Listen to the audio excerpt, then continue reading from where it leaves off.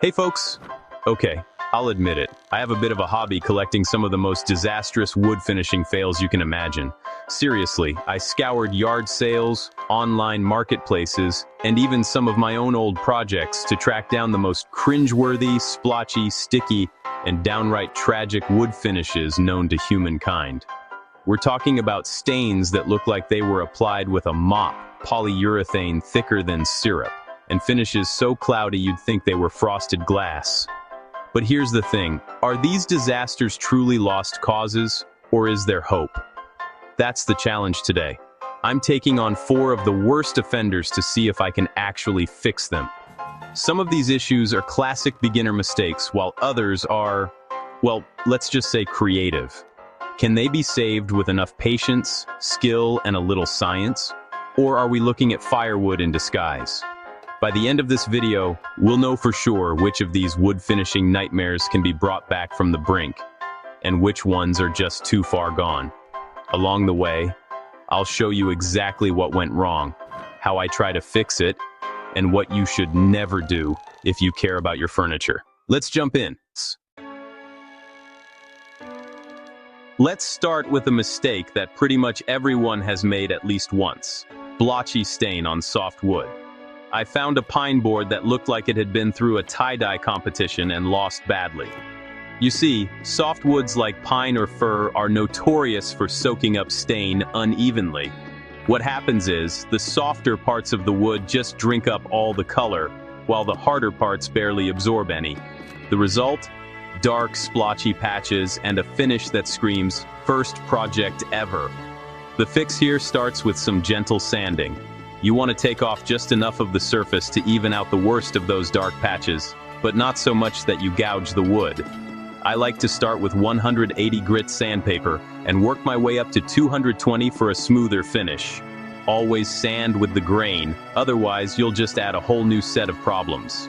After sanding, the real secret weapon is a pre-stain wood conditioner. This stuff is honestly a game changer for soft woods. It works by sealing some of those thirsty wood pores, making sure the stain goes on nice and even. Just brush on a thin coat, let it soak in for about 5 to 15 minutes, and wipe off any excess. Now it's time for a fresh coat of stain. This time, I'm applying it with a lint-free cloth, working in the direction of the grain, and being careful not to let it pool or sit too long in any one spot. Immediately, you can see the difference. The color is way more consistent, and those ugly blobs are gone. When it dries, the finish looks so much better. It's not perfect. There's still a little variation, which is normal for real wood, but it actually looks intentional and, dare I say, beautiful. So can a blotchy stain disaster be saved? Absolutely, with the right prep and a little patience. If you've ever tried to put a protective finish on your project, you might have run into this next disaster. I found a small tabletop where someone went wild with polyurethane. Instead of the glassy, smooth finish you want, this piece looked like it had been dipped in honey, thick, gooey, and full of brush marks. The surface was uneven and sticky in some spots, and dust was trapped everywhere. Not exactly the look we're going for. The main culprit here is applying too much polyurethane at once. It's tempting to think that more coats mean more protection, but wood finishing is one of those things where less is actually more. To fix this, the first step is a light sanding with 320 grit paper to knock down the high spots and get rid of those brush marks. You want to be gentle, just enough to smooth out the surface. Next, I wipe it clean with a tack cloth. This is super important because any dust left behind is going to get trapped in your next coat, and we definitely don't want to make things worse. Once it's clean, it's time to reapply the polyurethane, but this time, I'm using a foam brush and going for a thin, even coat. Here's a pro tip. Always apply polyurethane in thin layers and allow each one to dry completely before adding the next. I usually do 3 light coats, sanding lightly in between with 400 grit sandpaper. The difference is night and day. The finish starts to level out, and you get that smooth glass-like surface you see on high-end furniture. By the time I'm done, the syrupy mess is gone, replaced by a finish that's actually pleasant to touch. Sure, it took a little patience and a few extra steps, but it's totally worth it. So if you've ever ended up with thick, gloppy polyurethane, don't panic. It can be fixed. Now, let's talk about a problem that can sneak up on even experienced woodworkers: the dreaded cloudy, streaky finish. I picked up this cabinet door at a thrift store, and the finish looked like someone tried to varnish it during a sandstorm. The surface was rough, dull, and full of tiny dust particles. Plus, there were streaks where the finish didn't lay down evenly. It's enough to make you want to give up on refinishing forever. This kind of disaster usually happens when you apply finish in a dusty environment or when there's too much humidity in the air. The fix?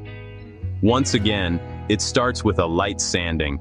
This time, I'm using 400 grit paper to gently smooth out the surface without cutting through the finish entirely. I'm careful to sand just enough to remove the roughness and knock down those streaks. Next, I give the piece a thorough cleaning. First, a vacuum to get rid of the big dust particles, then a tack cloth to pick up the tiny stuff. This step is absolutely critical. Any dust you leave behind will just get sealed in again. For the next coat, I move the piece into a clean, dry room.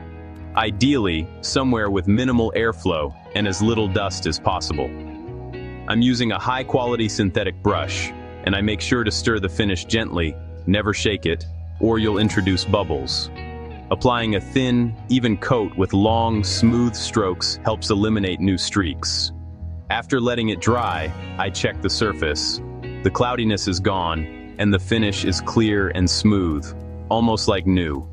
A quick buff with a soft cloth brings out a subtle shine. The key here is environment and patience. Take your time, keep things clean, and you'll avoid most of these problems. So, if you're dealing with a cloudy, streaky mess, don't lose hope. With a little care, you can absolutely bring it back to life. Alright, now for the final challenge, and honestly, the one I've been dreading. I got my hands on a tabletop that's seen better days. This thing had deep, dark stains, uneven color, and really obvious sanding marks running against the grain. It looked like someone tried to sand out a spill with a belt sander, then gave up halfway through. Out of all the pieces today, this one is the most damaged.